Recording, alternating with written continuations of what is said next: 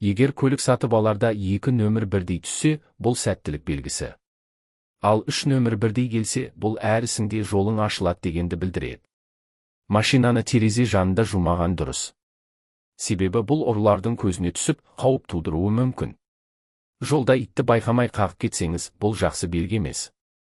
Ондай жағдайда көлікті аластау немесе сатып жіберу ұсынылады. Бұл үлкен бір сынақтың белгісі болуы мүмкін. Үйден шығарда кілтті ұмытып кетсеңіз. Тоқтап, аз да болса ауыз тиіп шығыңыз, әйтпесе жолыңызда көңілге қаяу түсіретін жағдайлар кездесуі мүмкін.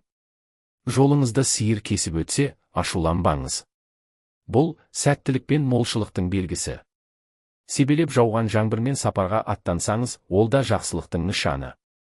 Мұндай ауа райы жолды жеңілдетіп, береке алып келеді. Саяхатқа шығатын болсаңыз, бейсенбі күнін таңдаңыз.